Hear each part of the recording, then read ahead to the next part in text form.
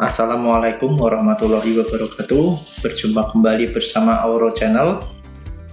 Pada kesempatan kali ini Auro Channel akan membahas saham IJBP ya. Dimana saham IJBP ini baru-baru ini setelah mengakuisisi Pinehil. Pinehil itu adalah suatu perusahaan pabrik mie instan juga yang ada di Virginia, British Virginia ya. Nah, ini nanti kita akan membahas seperti apa detail transaksi dari akuisisi ini. Nanti akan kita bahas menggunakan Excel, seberapa untung, seberapa mahal atau murah dari akuisisi ini, dan ada deal-deal apa di dalam transaksi ini. Nanti kita akan cek ya per tahap berdasarkan data-data yang ada. Oke, namun sebelum melanjutkannya, please untuk like, share, dan subscribe channel Auro ini untuk terus mendukung channel ini berkembang. Terima kasih. Mari kita lanjutkan.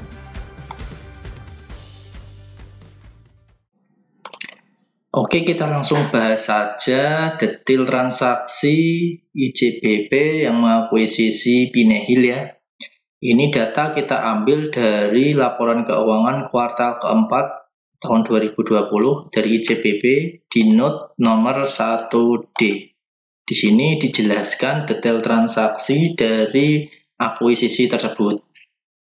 Langsung saja ya. Jadi PCL atau Pinehil Corpora Limited ini awalnya sebelum diakuisisi oleh JBP dimiliki oleh Pinehil Corpora dan Still Lake, di mana ini jumlah lembar saham dari Pinehil Corpora sekitar 70,8 juta lembar dan Still Lake memiliki 68,05 lembar.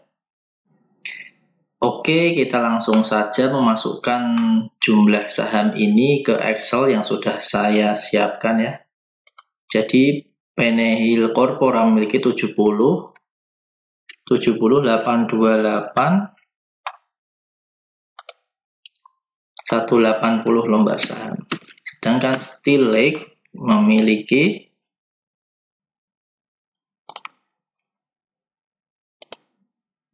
68050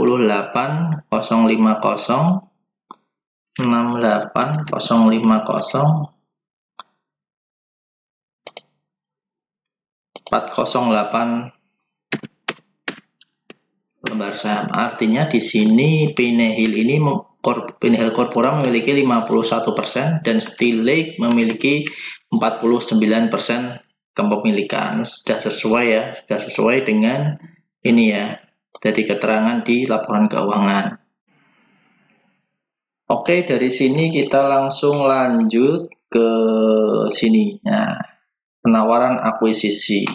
Jadi nilai rencana akuisisi transaksi ini adalah 2,998 miliar ya, 2 miliar 998 juta US dollar. Ini total dari keseluruhan penawaran rencana transaksi akuisisi Pinehil oleh IJBP.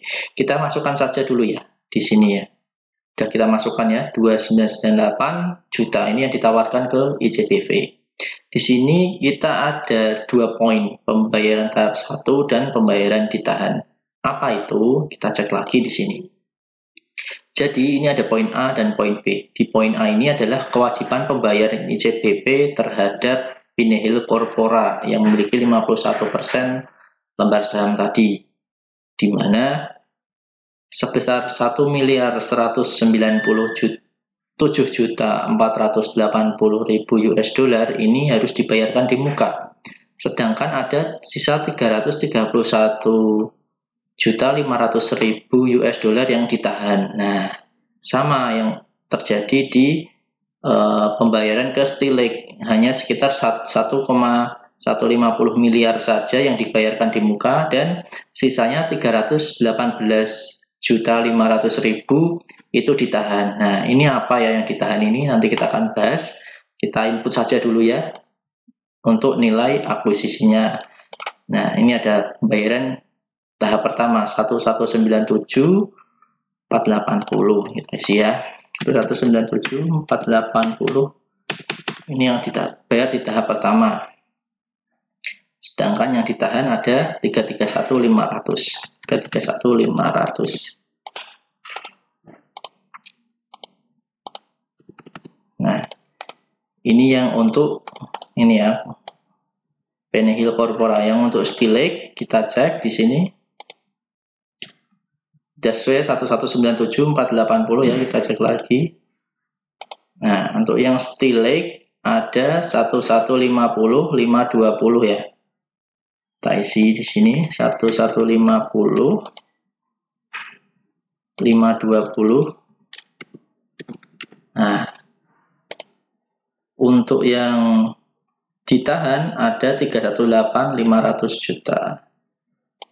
318 500 juta. Nah, sudah kita cek dulu di sini ya kawan-kawan.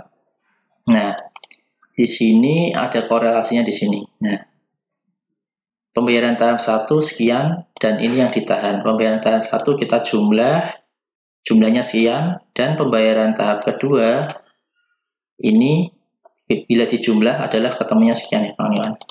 650 juta US dollar seperti itu. Namun di sini ada poin-poin khusus. Nah, jadi ada nilai-nilai penyesuaian. Jadi di dalam transaksi ini ada sedikit kesepakatan ya kawan-kawan. Apa itu? Kita cek saja di sini.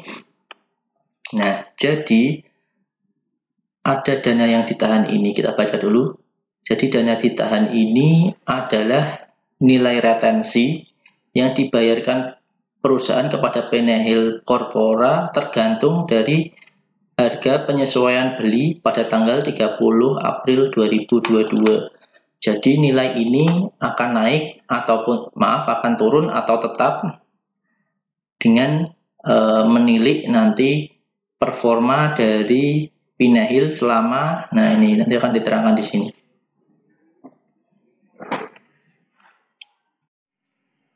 Nah, yang nilai yang ditahan ini ada korelasinya di sini kawan-kawan ya, keuntungan yang dijamin. Jadi di kesepakatan jual beli atau akuisisi ini ada keuntungan yang dijamin. Jadi dua perusahaan ini atau tiga perusahaan ini berjanji selama periode 1 Januari 2020 hingga Desember 2021 akan menghasilkan net profit after tax atau net profit setelah pajak itu rata-rata dalam 2 tahun terakhir adalah sebesar 128.500.000 US dollar. Nah, ini korelasinya dengan tadi. Dengan toleransi deviasi adalah 5%. Jadi seperti ini. Jadi ketiga perusahaan ini ada kesepakatan. Oke, ada beberapa dana yang kita tahan oleh ICBP dengan jaminan dari keuntungan yang didapat dalam 2 tahun terakhir rata-rata harus sekian 128.500.000 dengan deviasi 5%. Jadi kalau kurang dari 5% dari keuntungan yang disepakati, maka ada deal-deal khusus. Nah, ini ada nilai penyesuaian.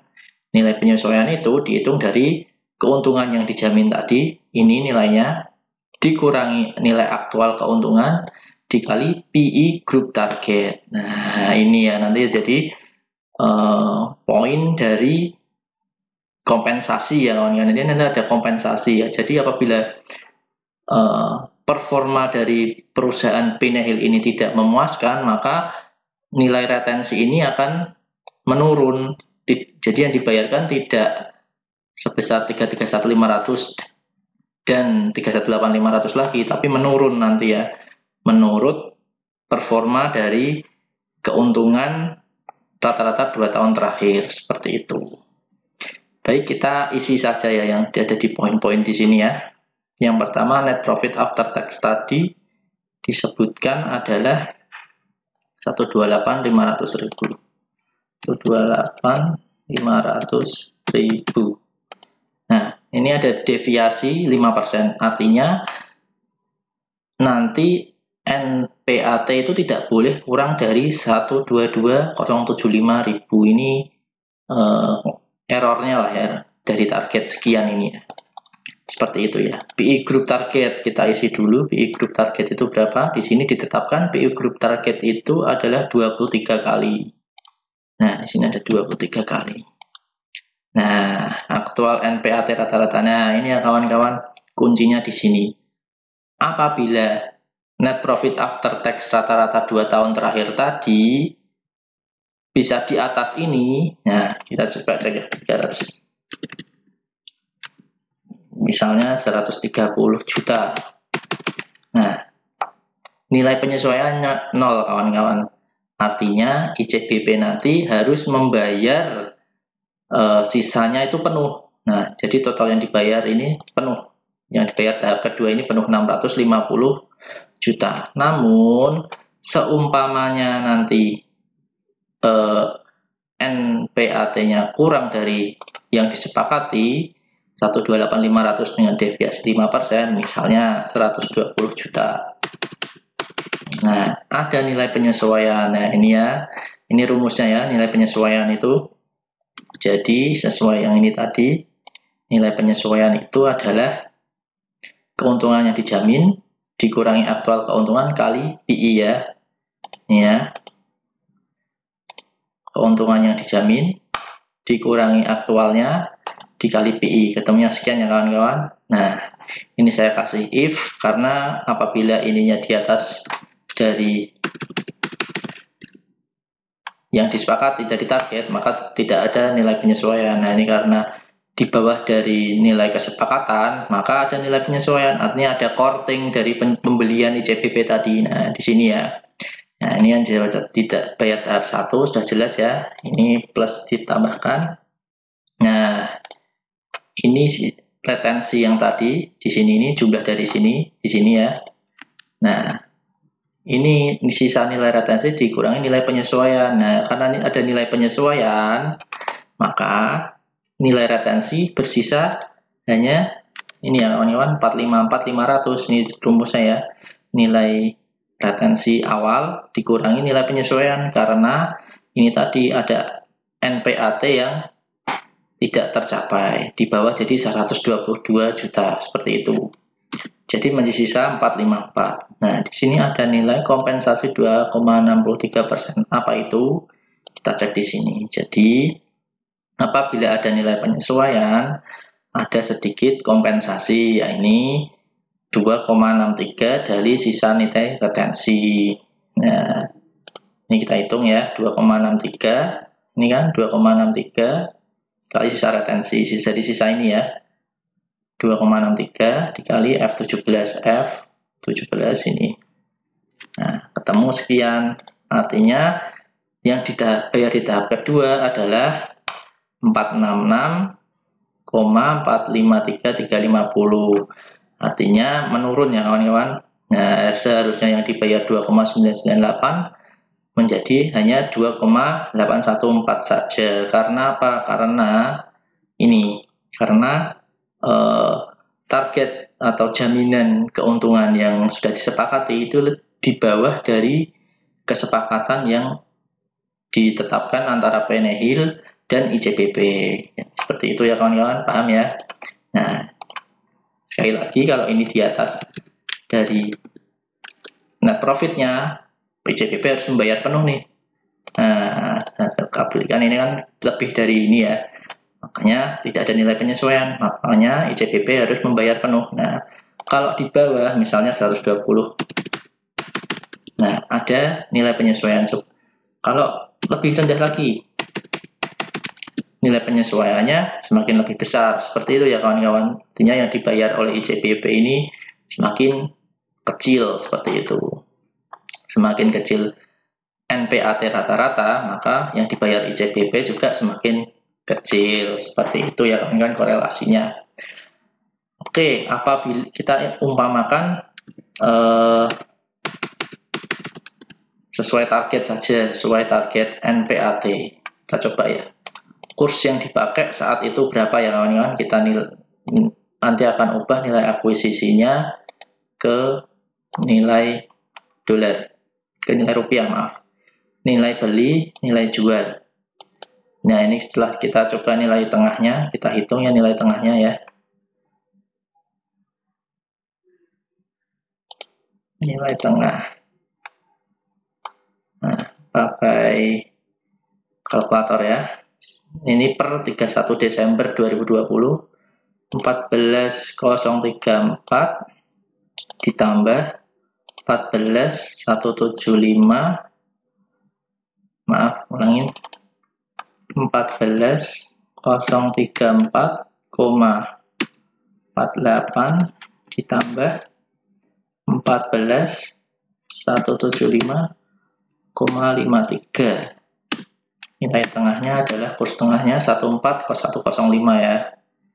Kita masukkan 14.105. Nah, nilai akuisisi, nah kita cek di sini ya.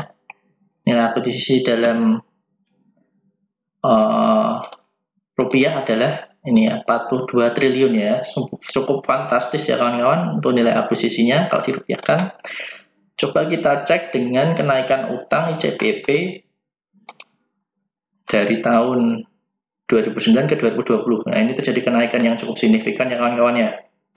Coba kita cek saja kenaikannya berapa ya. Jadi kita coba kenaikannya adalah dikurangin ini. Oke, nah lihat-lihat ya kawan-kawan, kenaikan utangnya itu, kenaikan utang ICBP dari 2019 ke 2020 itu 41 triliun. Sedangkan nilai akuisisinya 42 triliun. Di sini berarti apa kawan-kawan? Dana akuisisi ini didanai dengan utang seperti itu, 41 triliun untuk mendanai akuisisi ini ya kawan-kawan. Jadi benar-benar akuisisi ini didanai oleh utang yang timbul dari ICBP itu. Sedikit kita coba menilik berapa sih break even point-nya. Nah, coba kita cek ya. Seumpama net profit dari Penehil itu tetap sekian ya kawan-kawan, kita bandingkan dengan nilai akuisisinya. Nah, ini. Artinya butuh 23 tahun kawan-kawan untuk ICBP ini break mengembalikan modal dari akuisisi ini. Memang cukup besar ya kawan-kawan nilai akuisisi ini dibandingkan dengan net profit taksiran dari ketiga perusahaan itu yang hanya 128.500.000 US dollar. Itu membutuhkan 23 tahun apabila perusahaan ini atau ICBP mendapatkan break even point. Tentu saja diharapkan net profit ini growth ya, jadi tidak membutuhkan waktu lama untuk mengembalikan nilai akuisisi yang sudah dibayarkan. Namun dengan nilai NPM yang cukup kecil yang dihasilkan per tahun, estimasi mereka bertiga perusahaan itu, saya rasa cukup mahal nilai akuisisi ICBP ini terhadap Penehil seperti itu. Tapi kita tidak tahu di belakang itu ada rencana korporasi apa dari ICBP sehingga mau membayar mahal bahkan dengan utang full 100% dengan utang untuk membiayai akuisisi ini. Seperti itu ya kawan-kawan. Sekali lagi, nilai ICBP ini akuisisi ke Penehil cukup mahal. Di sini ada beberapa nilai poin kesepakatan, diantaranya apabila net profit selama 2 tahun terakhir tidak mencapai kesepakatan, maka ada nilai penyesuaian seperti itu.